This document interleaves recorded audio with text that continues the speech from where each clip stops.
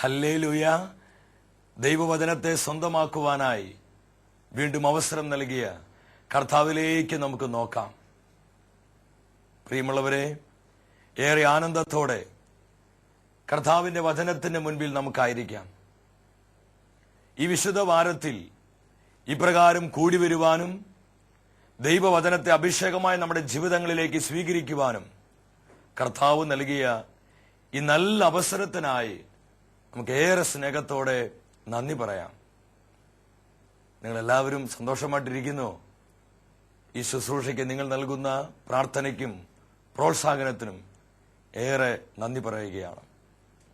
പ്രിയ ദൈവമക്കളെ, ക്രിസ്തുവിന്റെ ഉയർപ്പ് തിരുനാളിനായി നമ്മളെല്ലാം ഒരുങ്ങിക്കൊണ്ടിരിക്കുകയാണ്. ഇന്നേ ദിവസം തിരുവചനത്തിലൂടെ പരിശുദ്ധാത്മ നമ്മളെ പഠിപ്പിക്കുവാനായി പോകുന്നത് പുനരുദ്ധാന ശക്തിയെക്കുറിച്ചാണ്. യേശു ക്രിസ്തുവിനെ മരിച്ചവനെ ഉയർപ്പിച്ച ശക്തി, അതാണ് പുനരുദ്ധാനത്തിന്റെ ശക്തി, പരിശുദ്ധാത്മാവിന്റെ ശക്തി. ഈ നമുക്കെല്ലാവർക്കും ആവശ്യമായിരിക്കുന്ന ഒന്നാണ് പരിശുദ്ധാത്മാവിന്റെ ശക്തി. പാപം നിറഞ്ഞ ഈ ലോകത്തിൽ ക്രിസ്തുവിനായി നമുക്ക് നിലകൊള്ളാൻ പറ്റണമെങ്കിൽ, യേശുക്രിസ്തുവിന്റെ വിശുദ്ധിയിൽ നമുക്ക് വളരാൻ കഴിയണമെങ്കിൽ, കുറ്റമറ്റ ദൈവമക്കളായി ഈ ലോകത്തിൽ നമ്മുടെ കർത്താവിന്റെ സാന്നിധ്യം നമുക്ക് വെളിപ്പെടുത്താൻ കഴിയണമെങ്കിൽ പരിശുദ്ധാത്മാവിന്റെ ശക്തി നമുക്ക് കൂടിയേ തീരൂ. സാംസന്റെ ജീവിതവും നമ്മൾ എടുത്തു നോക്കുമ്പോൾ കാണുവാനായിട്ട് പറ്റും. 1000 ഫിലിസ്തരെ കൊന്നെടുക്കുവാനായി വെറും കഴുതിയുടെ ദുർബലമായൊരു താടിയല്ലേ. ഒരു കഴുതിയുടെ താടിയൽ എന്ന് പറഞ്ഞാൽ മനുഷ്യന്റെ താടിയലിനേക്കാളും വളരെ ദുർബലമായൊരു വസ്തുവാ. എന്നാൽ ഈ താടിയലിലേക്ക് കർത്താവിന്റെ ശക്തി ഇറങ്ങിക്കഴിഞ്ഞപ്പോൾ ഈ താടിയല് അത്ഭുത ആയുധമായിട്ട് മാറി, വളരെ പവർഫുൾ ആയിട്ടുള്ളൊരു വെപ്പണായി. സംസൻ ഈ കഴുതിയുടെ താടിയല് കൊണ്ട് 1000 ഫിലിസ്തരെ കൊന്നൊടുക്കി. പുനരുദ്ധാന ശക്തി എന്ന് പറയുന്നത് വിശ്വസിക്കുന്ന ദൈവമക്കളിൽ വ്യാപരിക്കുന്ന പരിശുദ്ധാത്മാവിന്റെ ശക്തിയാണ്. Power of resurrection. പ്രിയമുള്ളവരെ, ഈ പവർ ഇന്ന് നമുക്ക് എല്ലാവർക്കും ആവശ്യമാണ്. പരിശുദ്ധാത്മാവിന്റെ ശക്തിയില്ലാതെ നമുക്ക് ഈ ലോകത്തിൽ ദൈവത്തിനായി ജീവിക്കാൻ പറ്റുകയില്ല. ക്രിസ്തുവിന്റെ നാമത്തെ ഉയർത്താൻ പറ്റുകയില്ല. കുറ്റമറ്റ ദൈവമക്കളായി തീരുവാൻ നമുക്ക് പറ്റുകയില്ല. ആയതിനാൽ വിശുദ്ധ പൗലോസ് അപ്പോസ്തലൻ എഫേസു സഭയ്ക്ക് ഇത് ലേഖനം 1-ാം അധ്യായം 20-ാം തിരുവചനത്തിൽ പ്രകാരം പറഞ്ഞു, ക്രിസ്തുവിനെ മരിച്ചവരിൽ നിന്ന് ഉയർപ്പിക്കുകയും സ്വർഗത്തിൽ അവിടുത്തെ വലതുഭാഗത്ത് ഇരുത്തുകയും ചെയ്തപ്പോൾ യേശു ക്രിസ്തുവിൽ പ്രവർത്തിച്ചത് ഈ ശക്തിയാണ്. ഏത് ശക്തി? പരിശുദ്ധാത്മ ശക്തി, ഉദ്ധാനത്തിന്റെ ശക്തി. പ്രിയമുള്ളവരെ, ഇന്നും പരിശുദ്ധാത്മാവ് ഈ വിധം പ്രവർത്തിച്ചുകൊണ്ടിരിക്കുകയാണ്. മരണത്തിൽ നിന്ന് പോലും ജീവനെ ഉളവാക്കുന്ന ശക്തിയാണ് പരിശുദ്ധാത്മാവിന്റെ ശക്തി. 2001 നവംബർ മാസം 30-ാം തീയതി നൈജീരിയ എന്ന സ്ഥലത്ത് അവിടുത്തെ ഒരു ദൈവശുശ്രൂഷകൻ, അദ്ദേഹത്തിന്റെ പേരാണ് ഡാനിയേൽ, അദ്ദേഹം ഒരു കാർ അപകടത്തിൽ മരിച്ചുപോയി. മരിച്ച അദ്ദേഹത്തിന്റെ ശരീരം പോസ്റ്റ്മോർട്ടം നടത്തി എംബാം ചെയ്തു. ഈ സമയത്താണ് നൈജീരിയ പട്ടണത്തിൽ ഒരു വലിയ ബൈബിൾ കൺവെൻഷൻ കടന്നു വരുന്നത്. ഈ മരിച്ചുപോയ ദൈവശുശ്രൂഷകന്റെ ഭാര്യ അവൾ യേശു ക്രിസ്തുവിൽ പൂർണ്ണമായിട്ടും വിശ്വസിച്ചു. എന്റെ കർത്താവിന് അത്ഭുതങ്ങൾ ചെയ്യാൻ പറ്റും, ഞാൻ വിശ്വസിക്കുന്ന യേശു ക്രിസ്തുവിനെ അടയാളങ്ങൾ പ്രവർത്തിച്ച് എന്റെ ഭർത്താവിനെ ജീവനിലേക്ക് കൊണ്ടുവരുവാൻ എന്റെ യേശുവിന് കഴിയുമെന്ന് ആ പാവപ്പെട്ട സ്ത്രീ വിചാരിച്ചു. അവൾ എന്താ ചെയ്തെന്നറിയോ? ഈ കൺവെൻഷൻ ഗ്രൗണ്ടിലേക്ക് മരിച്ചുപോയ എംബാം ചെയ്ത തന്റെ ഭർത്താവിന്റെ മൃതശരീരവുമായി ആ ശുശ്രൂഷയിൽ പങ്കെടുക്കുവാനായിട്ട് അവൾ കടന്നു വരികയാണ്. ആ ശുശ്രൂഷയെ ഓർഗനൈസ് ചെയ്ത പ്രേക്ഷിതർക്ക് വരെ, ശുശ്രൂഷകർക്ക് വരെ ഈ സ്ത്രീയുടെ വിശ്വാസത്തിന് പൊരുൾ മനസ്സിലാക്കാൻ പറ്റിയില്ല. പ്രിയമുള്ളവരെ, എന്നാൽ ആ സ്ത്രീയുടെ വിശ്വാസത്തിന് മുൻപിൽ അവർ തോറ്റുപോയി. അങ്ങനെ കൺവെൻഷനിൽ പങ്കെടുക്കുവാൻ തന്റെ ഭർത്താവിന് മൃതശരീരവുമായി അവൾ പോവുകയാണ്. കൺവെൻഷന് 3-ാമത്തെ ദിവസം രോഗികൾക്ക് വേണ്ടിയിട്ടുള്ള പ്രത്യേക പ്രാർത്ഥന ശുശ്രൂഷ നടന്നുകൊണ്ടിരിക്കുക. ഈ സമയത്ത് കർത്താവിന്റെ അത്ഭുത ശക്തി ആ കൺവെൻഷൻ ഗ്രൗണ്ടിലേക്ക് ഇറങ്ങി വന്നു. ലക്ഷക്കണക്കിന് ദൈവജനം അവർ ഏക മനസ്സോടെ ക്രിസ്തുവിന്റെ സുവിശേഷം കേട്ടുകൊണ്ടിരിക്കുക. ഈ സമയത്ത് ആ കൺവെൻഷൻ ഗ്രൗണ്ടിൽ പരിശുദ്ധാത്മാവിന്റെ ശക്തി വ്യാപരിക്കാൻ തുടങ്ങി. ഇത് പവർ ഓഫ് റിസറക്ഷൻ, ഉദ്ധാനത്തിന്റെ ശക്തി അവിടെ വലിയ അഭിഷേകമായി ചലിക്കാൻ തുടങ്ങി. ആ രോഗികൾക്കായി നിശ്ചയിക്കപ്പെട്ടിരിക്കുന്ന വാർഡിലേക്ക് പരിശുദ്ധാത്മാവിന്റെ ശക്തി ഇറങ്ങി വന്നു. മരിച്ചവരിൽ നിന്ന് അത് ജീവനെ ഉളവാക്കുന്ന ശക്തി ആ വാർഡിൽ മുഴുവൻ വ്യാപരിക്കാൻ തുടങ്ങി. മരിച്ച് എംബാം ചെയ്ത ഈ മൃതശരീരമായ ഡാനിയേൽ എന്ന് പറയുന്ന ദൈവശുശ്രൂഷകന്റെ ആ മൃതശരീരത്തിന് മേൽ പരിശുദ്ധാത്മാവ് ജീവൻ നൽകുന്ന ആത്മാവായി, ജീവന്റെ ആത്മാവായി, ഉദ്ധാനത്തിന്റെ ശക്തിയായി ചലിക്കാൻ തുടങ്ങി. എന്താ സംഭവിച്ചെന്നറിയോ പ്രിയ ദൈവമക്കളെ? എവിടെയെല്ലാം പരിശുദ്ധാത്മാവിന് ചലനമുണ്ടാകുന്നു അവിടെയെല്ലാം ജീവൻ വെളിപ്പെടും, അവിടെ ശക്തി വെളിപ്പെടും, അവിടെ ദൈവത്തിന്റെ അത്ഭുത പ്രവൃത്തി വെളിപ്പെടും. അവിടെ മരിച്ച് 4-5 ദിവസം കഴിഞ്ഞ ഈ ദൈവദാസൻ ആ മൃതശരീരം ജീവനോടെ എഴുന്നേറ്റിരുന്നു. അത്ഭുതകരമായി മരിച്ചുപോയ ആ മൃതശരീരത്തെ പരിശുദ്ധാത്മാവ് ജീവനുള്ള ശരീരമാക്കി മാറ്റി. നൈജീരിയയിൽ ആ ഗ്രാമം മുഴുവൻ യേശു ക്രിസ്തുവിലേക്ക് തിരിച്ചു വരിക, അവരെല്ലാം ക്രിസ്തുവിനിൽ വിശ്വസിക്കുക. പ്രിയ ദൈവമക്കളെ, ഇന്നും ഈ വിധം പരിശുദ്ധാത്മാവ് ചലിച്ചുകൊണ്ടിരിക്കുന്നുണ്ട്. നമുക്കറിയാം, സഭയുടെ വലിയൊരു വിശുദ്ധനാണ് വിൻസെന്റ് ഫെറർ എന്ന് പറയുന്ന വിശുദ്ധൻ. 1400 കാലഘട്ടങ്ങളിലാണ് ഈ വിശുദ്ധൻ ജീവിച്ചിരുന്നത്. യൂറോപ്പിന് മുഴുവൻ പരിശുദ്ധാത്മാവിന്റെ ശക്തിയിൽ അദ്ദേഹം ക്രിസ്തുവിനായി ഉണർത്തി. ക്രിസ്തുവിന്റെ സുവിശേഷത്തിന്റെ അഗ്നിനാളം യൂറോപ്പിന്റെ ആത്മാവിൽ ഈ വിശുദ്ധൻ കൊളുത്തുകയാ. ഏകദേശം 37ഓളം വ്യക്തികളെ മരണത്തിൽ നിന്ന് ഈ വിശുദ്ധൻ പരിശുദ്ധാത്മാവിന്റെ ശക്തിയിൽ അവർ ഉയർപ്പിച്ചു. 50,000-ഓളം മേജർ അത്ഭുതങ്ങൾ യേശുക്രിസ്തുവിന്റെ നാമത്തിൽ ഈ വിശുദ്ധൻ പ്രവർത്തിച്ചു. പ്രിയമുള്ളവരെ, ഇന്നും ഇത് ഈ വിധം പരിശുദ്ധാത്മാവ് വെളിപ്പെട്ടുകൊണ്ടിരിക്കുക, വ്യാപരിച്ചുകൊണ്ടിരിക്കുകയാ. യേശു പറഞ്ഞു, യോഹന്നാന്റെ സുവിശേഷം 14-ാം അധ്യായം 12-ാമത്തെ തിരുവചനം, നിങ്ങൾ എന്നിൽ വിശ്വസിക്കുന്നത് കൊണ്ട് ഞാൻ ചെയ്ത പ്രവൃത്തികൾ നിങ്ങൾ ചെയ്യും. ഞാൻ പിതാവിന്റെ അരികിലേക്ക് പോകുന്നത് കൊണ്ട് ഞാൻ ചെയ്തതിനേക്കാൾ വലിയ കാര്യങ്ങൾ നിങ്ങൾ ചെയ്യും. നിങ്ങൾ എത്ര പേര് ഇത് വിശ്വസിക്കുന്നു ദൈവമക്കൾ സ്വരമുയർത്തി കർത്താവിന് ഹല്ലേലൂയ പറഞ്ഞാട്ടെ. ഹല്ലേലൂയ. നമ്മുടെ യേശുവിനെ നമുക്കൊന്ന് നോക്കാം. യേശു പീഡാസഹനങ്ങളിലൂടെ കടന്നുപോയി. അവൻ ഇതാ കുരിശിൽ മരിച്ചു. യേശുവിനെ നോക്കിക്കൊണ്ട് ലോകം വിധി എഴുതി. യേശുവിന്റെ ജീവിതം തികച്ചും പരാജയമായി പോയല്ലോ. എന്തൊരു ദുരന്തമായി യേശുവിന്റെ ജീവിതം! ഇത് വലിയ ട്രാജഡി ആയല്ലോ. അനേകർ യേശുവിന്റെ ജീവിതം കണ്ട് വിളിച്ചു പറഞ്ഞു, ഇത് പരാജയത്തിന്റെ ജീവിതമായിരുന്നു. കർത്താവിന്റെ കുരിശ് മരണം ലോകത്തിന് അംഗീകരിക്കാൻ പറ്റിയില്ല, ലോകത്തിന് വിശ്വസിക്കാൻ പറ്റിയില്ല. എന്ത്? കർത്താവിന് കൂടെ നടന്ന പ്രിയപ്പെട്ട ശിഷ്യന്മാര്, പത്രോസും കൂട്ടുകാരും, അവർക്ക് വരെ ഇതിന്റെ പൊരുൾ മനസ്സിലായില്ല. അവര് വരെ പരസ്പരം പറഞ്ഞു, നമ്മുടെ ജീവിതം പാഴായി പോയല്ലോ, നമ്മുടെ ജീവിതം വ്യർത്ഥമായി പോയല്ലോ, കർത്താവിന് കൂടെ നടന്നിട്ട് ഈ ഗതി നമുക്ക് സംഭവിച്ചല്ലോ. അവർ അങ്ങോട്ടും ഇങ്ങോട്ടും അസ്വസ്ഥരായി നിരാശപ്പെടുകയാ. ശിഷ്യന്മാർക്ക് വരെ കർത്താവിന്റെ കുരിശുമരണത്തിന്റെ മഹത്വം മനസ്സിലാക്കാൻ പറ്റിയില്ല. പ്രിയ ദൈവമക്കളെ, ഇന്ന് ഇതുപോലെ ദൈവത്തിന്റെ പരിശുദ്ധാത്മാവ് വളരെ വ്യക്തമായി പറയുന്നു. ഈ ശുശ്രൂഷയിൽ പങ്കെടുത്തുകൊണ്ടിരിക്കുന്ന ഇന്ന് അനേകം ദൈവമക്കള് ഇതുപോലത്തെ അവസ്ഥയിലൂടെ കടന്നു പോവുകയാ. നാട്ടുകാരും വീട്ടുകാരും കൂടെ നിൽക്കുന്നവരും ഒരുപോലെ വിളിച്ചു പറയാ, ഓ നിന്റെ ജീവിതം ഇതുപോലെ പാഴായി പോയല്ലോ, നിന്റെ ജീവിതം ഇതുപോലെ പരാജയമായി പോയല്ലോ, നിന്റെ കുടുംബത്തിന് ഈ ദുരന്തം വന്നുവല്ലോ, നിന്റെ മക്കള് ഈ വിധത്തിലായല്ലോ എന്ന് പറഞ്ഞ് ജീവിതത്തെ നോക്കി, കുടുംബത്തെ നോക്കി വാക്കുകൾ പറഞ്ഞ് അത് കേട്ടതുമൂലം മനസ്സ് കലങ്ങി വേദനിച്ചു കൊണ്ടിരിക്കുന്ന ഒരുപാട് ദൈവമക്കളെ ഈ സമയം സ്വർഗത്തിനെയും കണ്ടുകൊണ്ടിരിക്കുക. പ്രിയമുള്ളവരെ, ഈ സമയം പരിശുദ്ധാത്മാവിന്റെ ശക്തി അഭിഷേകമായി, കൃപയായി, ശക്തിയായി, വിടുതലായി, ജീവനായി കർത്താവ് പകരുകയാ. പ്രാപിക്കുക, നിങ്ങൾ വിശ്വാസത്തോടെ പ്രാപിക്കുക. ഏതൊരുക്കമുള്ള ഹൃദയത്തോടെ കൂടുതൽ അഭിഷേകം ഏറ്റുവാങ്ങിക്കൊണ്ട് ദൈവവചനത്തിന്റെ മുൻപിൽ നമുക്കായിരിക്കാം. മത്തായിയുടെ സുവിശേഷത്തിലേക്ക് നമ്മൾക്കൊന്ന് കടന്നു വരാം. അവിടെ 27-ാം അധ്യായം 62 മുതൽ 66 വരെയുള്ള തിരുവാക്യങ്ങൾ. അവിടെ നമുക്ക് കാണുവാനായിട്ട് കഴിയും, പുരോഹിത പ്രമുഖന്മാരും ഫരിസയരും പിലാത്തോസിനടുത്ത് വന്ന് പിലാത്തോസിനോട് പറയും, ആ വഞ്ചകൻ ജീവിച്ചിരുന്നപ്പോൾ പറഞ്ഞിട്ടുണ്ട് താൻ 3-ാം ദിവസം ഉയർത്തെഴുന്നേൽക്കുമെന്ന്. യേശുവിന് അവര് വിളിച്ചത് വഞ്ചകൻ എന്ന. അവരിടയിലൂടെ നടന്നു നീങ്ങിയ കർത്താവിനെ കണ്ടെത്തുവാൻ അവർക്ക് കഴിഞ്ഞില്ല. പ്രിയമുള്ളവരെ ശ്രദ്ധിക്കുക, അവർ പിലാത്തോസിനോട് പറഞ്ഞു, അതുകൊണ്ട് യേശു കല്ലറ വിട്ട് പുറത്തു വരാതിരിക്കാൻ ഒരു കാര്യം ചെയ്യണം, അവന്റെ കല്ലറയ്ക്ക് ചുറ്റും കാവൽ ഏർപ്പെടുത്തണം, അതിനുള്ളൊരു ഉത്തരവ് അങ്ങ് നൽകണം, യജമാനൻ അങ്ങ് നൽകണം എന്ന് പറഞ്ഞ് പുരോഹിത പ്രമുഖന്മാരും ഫരീസയിലെ നിയമജ്ഞരൊക്കെ വന്ന് പിലാത്തോസിനോട് പറയുകയാണ്. അവരാഗ്രഹിച്ചു ഒരു കാരണവശാലും യേശു ക്രിസ്തു കല്ലറ വിട്ട് പുറത്തു വരരുത്. ഇന്ന് ചില തിന്മയുടെ ശക്തികള്, ചില സാത്താന്യ ശക്തികള്, ചില മാനുഷിക സ്വാധീനങ്ങള് ഇതുപോലെ നമ്മുടെ ജീവിതങ്ങൾക്ക് നേരെ, കുടുംബങ്ങൾക്ക് നേരെ വിളിച്ചു പറയുന്നുണ്ടാകാം. ചില അതിരുകൾ അവർ കെട്ടിയിട്ടുണ്ടാകാം. നീ വളരുന്നത് ഞങ്ങളൊന്ന് കാണട്ടെ. ചില അങ്ങനെ പറഞ്ഞ് നിങ്ങൾ കേട്ടിട്ടില്ലേ?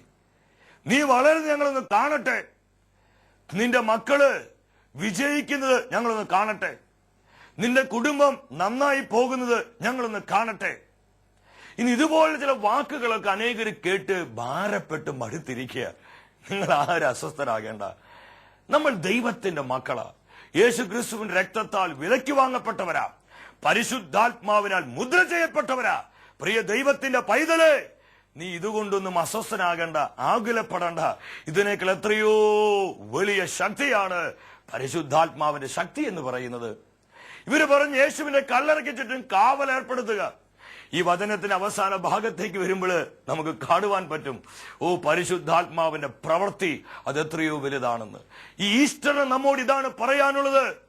ക്രിസ്തുവിന്റെ ഉദ്ധാന തിരുനാളിനായി നമ്മൾ ഒരുങ്ങിക്കൊണ്ടിരിക്കുമ്പോൾ ഈ ഒരു മെസ്സേജ്, ഇതിലൂടെ വെളിപ്പെടുന്ന അഭിഷേകം നമ്മൾ ഏറ്റുവാങ്ങുവാനായിട്ട് ഒരുങ്ങണം ദൈവമക്കളെ. ഇവിടെ എന്താ സംഭവിച്ചത്? പിലാത്തോസ് അവരെ നോക്കിക്കൊണ്ടൊരു കാര്യം പറഞ്ഞു. എന്നാ പറഞ്ഞത്? 65-ാമത്തെ തിരുവചനത്തിൽ പിലാത്തോസ് പറഞ്ഞു, നിങ്ങൾക്ക് ഒരു കാവൽ സേനയുണ്ടല്ലോ, പോയി നിങ്ങളുടെ കഴിവ് പോലെ കാത്തുകൊള്ളുവേൻ.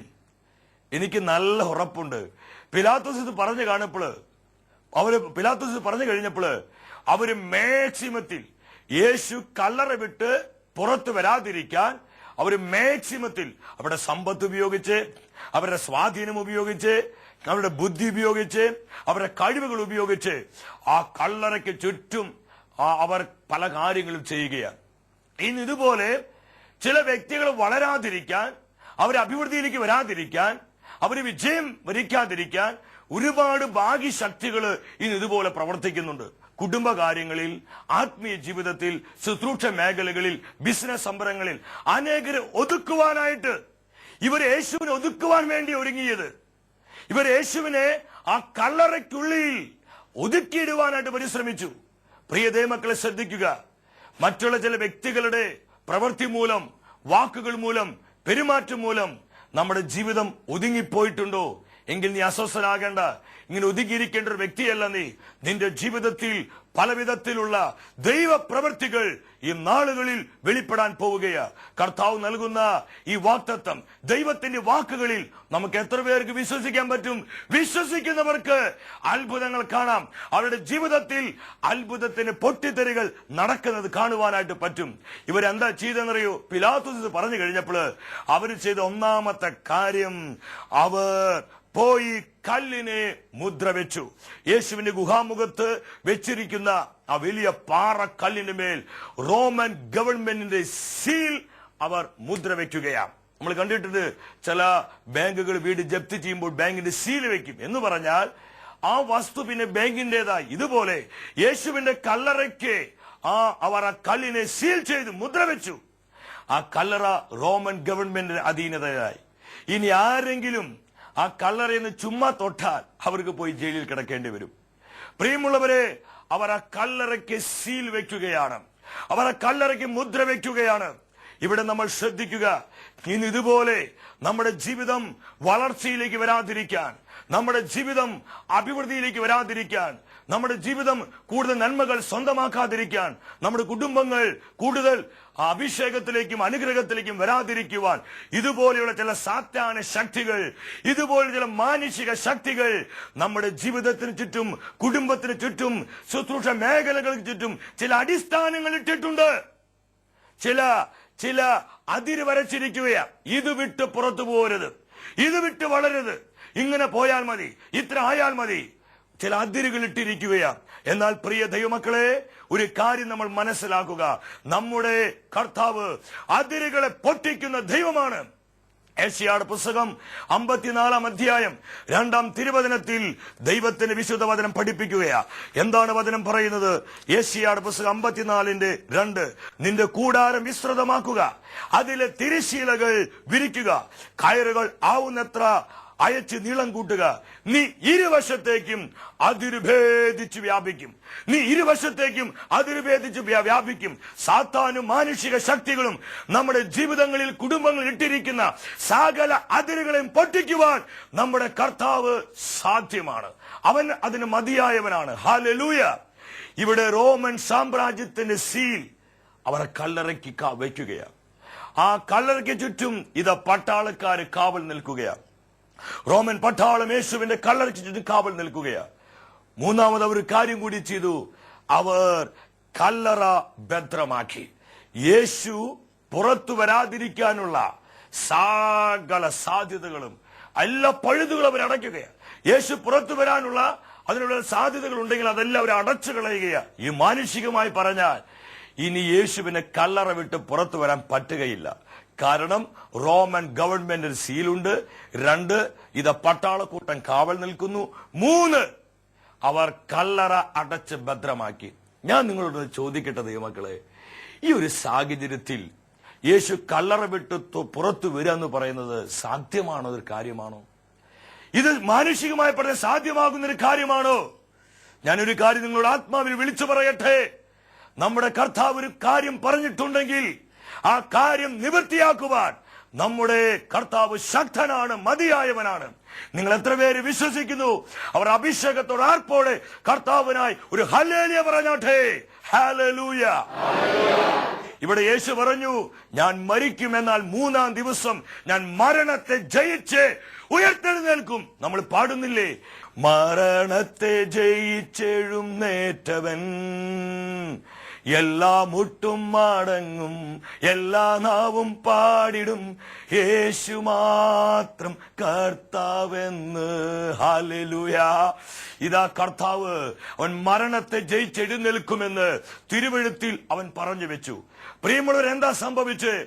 യേശു പറഞ്ഞ ദിവസമായി ആ ദിവസം കർത്താവിന്റെ കല്ലറയിലേക്ക് പരിശുദ്ധാത്മശക്തി ഇറങ്ങി വന്നു.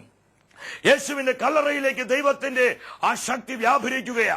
പരിശുദ്ധാത്മാവ് ജീവന്റെ ആത്മാവായി, ജീവൻ നൽകുന്ന ആത്മാവായി യേശുവിന്റെ ശരീരത്തിന് മേൽ വ്യാപരിക്കാൻ തുടങ്ങി. പവർ ഓഫ് റിസറക്ഷനായി യേശുവിന്റെ ശരീരത്തിന് മേൽ പരിശുദ്ധാത്മാവിന്റെ ശക്തി ചലിക്കാൻ തുടങ്ങി. വചനം പറയുന്നു, റോമർ 8:11, ക്രിസ്തുവിനെ മരിച്ചവരിൽ നിന്ന് ഉയർപ്പിച്ചവന്റെ ആത്മാവ് നിങ്ങളിൽ വസിക്കുന്നുവെങ്കിൽ യേശു പാപത്തിന്റെ മേൽ, മരണത്തിന്റെ മേൽ, ലോകത്തിന് മേൽ വിജയം നേടി യേശു എഴുന്നേൽക്കുകയാണ്. ഹല്ലേലൂയ.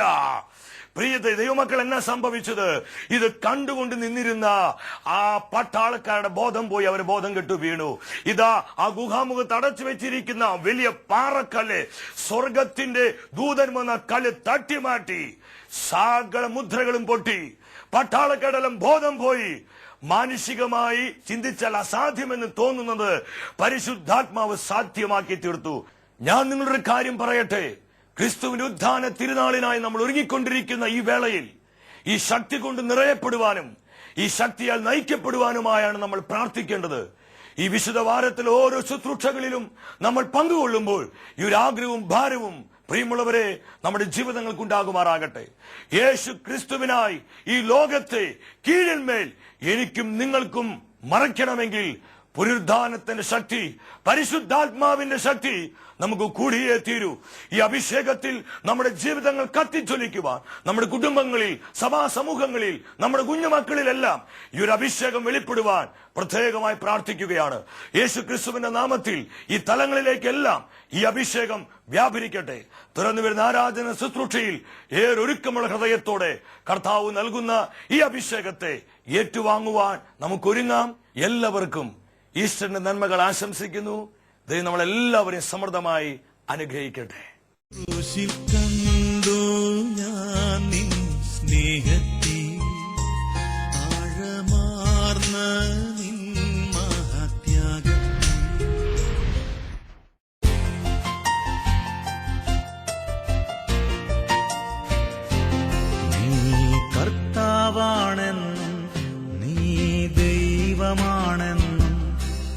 ഞാൻ വിശ്വസിക്കുന്നു, ഞാൻ പ്രഖ്യാപിക്കുന്നു, യേശുവേ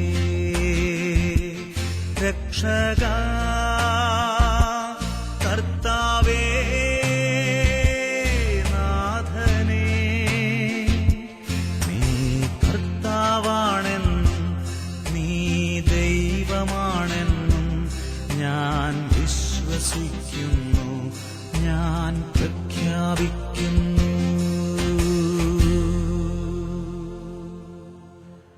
പരമപരിശുദ്ധനായ കർത്താവിന്റെ മുൻപിൽ ഏറെ ആനന്ദത്തോടെ നമുക്കായിരിക്കാം. ഇന്നേ ദിവസം തിരുവചനത്തിലൂടെ പരിശുദ്ധാത്മ നമ്മളെ പഠിപ്പിച്ചു ഉദ്ധാന ശക്തിയെക്കുറിച്ച്. പ്രിയ ദൈവമക്കളെ, ഏറെ ഒരുക്കമുള്ള ഹൃദയത്തോടെ പരിശുദ്ധ കുർബാനയിലുള്ള ദൈവ സാന്നിധ്യം അനുഭവിച്ചുകൊണ്ട് വിശ്വാസത്തോടെ നമുക്ക് പ്രാർത്ഥിക്കാം. നമ്മുടെ ജീവിതത്തിന് എല്ലാ മേഖലകളിലും, നമ്മുടെ കുടുംബങ്ങളിലും, തലമുറകളിലും, നമ്മുടെ തൊഴിൽ മണ്ഡലങ്ങളിലെല്ലാം പരിശുദ്ധാത്മാവിന്റെ ശക്തി അഭിഷേകമായി വ്യാപരിക്കുവാൻ, വെളിപ്പെടുവാൻ ഏറെ ആഗ്രഹിച്ചു പ്രാർത്ഥിക്കുക. ഇരുകരങ്ങളും വിശുദ്ധ കുർബാനയുടെ മുൻപിൽ യാചനാപൂർവ്വം തുറന്നു പിടിച്ച് നുറുങ്ങിയ ഹൃദയത്തോടെ പ്രാർത്ഥിക്കാം. നമ്മുടെ എല്ലാ മേഖലകളിലേക്കും പരിശുദ്ധാത്മാവ് അഭിഷേകമായി, കൃപയായി, ശക്തിയായി വ്യാപരിക്കുവാനായി പ്രാർത്ഥിക്കുക. ഇന്ന് ജീവൻ നഷ്ടപ്പെട്ട എല്ലാ മേഖലകളിലും ദുഃഖങ്ങള്, നിരാശകള്, വേദനകള്, അസ്വസ്ഥതകള്, ഈ അടിമത്തങ്ങളെല്ലാം തകർക്കുന്ന അത്ഭുത അഭിഷേകമായി പരിശുദ്ധാത്മാവ് നമ്മുടെ ജീവിതങ്ങളുടെ മേൽ, നമ്മുടെ കുടുംബങ്ങളുടെ മേൽ, നമ്മുടെ സമൂഹങ്ങളുടെ മേൽ വ്യാപരിക്കുവാനായി ഏറെ ഒരുക്കത്തോടെ പ്രാർത്ഥിക്കാം. യേശു ക്രിസ്തുവിനെ മരിച്ചു ഉയർപ്പിച്ചവന്റെ ആത്മാവ് നിങ്ങളിൽ വസിക്കുന്നുവെങ്കിൽ നമ്മുടെ ജീവിതങ്ങൾ കരുത്തു പ്രാപിക്കും, നമ്മുടെ കുടുംബങ്ങൾ കൃപയിലേക്ക് വരും, നമ്മുടെ സമൂഹങ്ങൾ ഒരു വലിയ ആത്മീയ ഉണർവിനെ സ്വന്തമാക്കും. ഈ ഒരു ആഗ്രഹത്തോടെ, വിശ്വാസത്തോടെ കരങ്ങൾ കർത്താവിന്റെ മുൻപിലേക്ക് ഉയർത്തിപ്പിടിച്ച് നുറിയ ഹൃദയത്തോടെ പ്രാർത്ഥിക്കാം. ഒരു പുത്തൻ അഭിഷേകത്തിന് വേണ്ടി, ഒരു പുതിയ അധികാരത്തിന് വേണ്ടി, ഒരു പുതിയ ശക്തിക്ക് വേണ്ടി ആഗ്രഹിച്ചു പ്രാർത്ഥിക്കുക. ഇതാ സ്വർഗം തുറക്കപ്പെടുന്ന സമയം, അഭിഷേകം ഇറങ്ങി വരുന്ന സമയം. ഈ ആരാധന ശുശ്രൂഷയിൽ പങ്കെടുത്തുകൊണ്ടിരിക്കുന്ന ഓരോ വ്യക്തികളുടെ മേൽ ഇതാ പരിശുദ്ധാത്മാവ് ശക്തിയോടെ വ്യാപരിക്കുന്നു, കൃപയായി വ്യാപരിക്കുന്നു. അടിമത്ത കെട്ടുകളെ പൊട്ടിക്കുന്ന വിടുതലിന്റെ ആത്മാവായി, രോഗശക്തികളെ നിർവീര്യമാക്കുന്ന സൗഖ്യത്തിന്റെ ആത്മാവായി, ബലഹീനമായ ജീവിതങ്ങളെ കരുത്തു നൽകുന്ന അഭിഷേകത്തിന്റെ കൃപയായി ഇത പരിശുദ്ധാത്മ വ്യാപരിക്കുന്നു. കരമുയർത്തി, സ്വരമുയർത്തി നമുക്ക് യേശുവിനെ വിളിക്കാം. Hallelujah, hallelujah, hallelujah. ആരാധന അങ്ങേക്ക്, ആരാധന യേശുവേ രക്ഷക കർത്താവേ